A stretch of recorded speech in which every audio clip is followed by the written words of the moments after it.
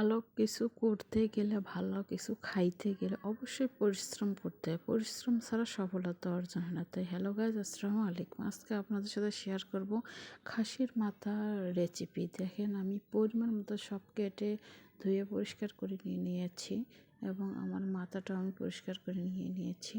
এখন আমি একটা পাত্রের মধ্যে সে মাংসগুলো ঢেলে দিয়ে দিলাম।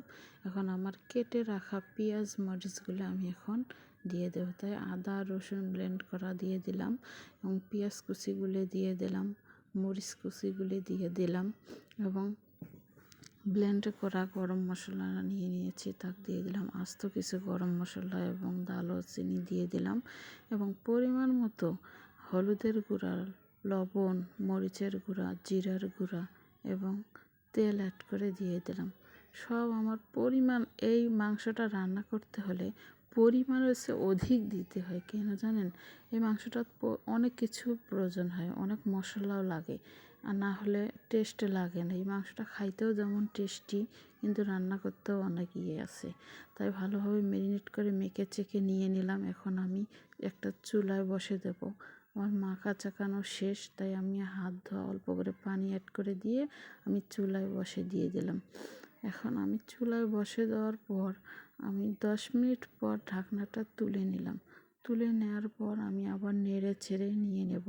ভালোভাবে নেড়ে ছেড়ে নেওয়ার পর দেখেন একটু কালার আসছে, কিন্তু এখনও সেই কালারটা আসে নাই। কালারটা আসবে একটু পরেই, আপনারা দেখতে থাকেন আমার ভিডিওটা, কালারও আসবে। তাই আমি নেড়ে চেড়ে আবার ঢেকে দিয়ে দিলাম। ঢেকে দেওয়ার পর দেখেন ভাই, অনেক সুন্দর একটা কালারও এসেছে। কিন্তু আমার মশলার পানিটা দিয়ে কষাবো। ভালোভাবে কষানো হয়ে গেলে আমি কিছু পানি অ্যাড করে দিয়ে দেব, যাতে মাংস হাড্ডিগুলো সব ভালোভাবে সিদ্ধ হয়ে যায়। তাই আমার মশলার পানিটা যে দেখেন খেয়ে দিল, তাই আমি একটু পানি অ্যাড করে দিয়ে দিলাম সিদ্ধ হওয়ার জন্য।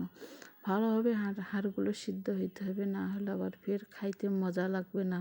তাই আমি পানি অ্যাড করে দেওয়ার পর দেখুন অর্ধেকটা পানি শুকিয়ে গেছে। আমি আবার ভালোভাবে নেড়ে চেড়ে নিয়ে নিচ্ছি। মানে যত নাড়বেন, যত মশলাটা কষানো হবে, ততই কিন্তু মাংসর স্বাদ বাড়বে। এই মাংসটা খাইতেও যেমন মজা এবং মাংসটা প্রচুর পরিমাণ পুষ্টি আছে। কিন্তু কেউ কেউ আছে যে খায় না, অন্য মনে করে, কিন্তু না, এই মাংসটা অনেক একটা সুন্দর খাবার। দেখেন অনেক সুন্দর একটা কালারও এসেছে, আর মাংসটা অনেক সুন্দর দেখতে দেখা যাচ্ছে।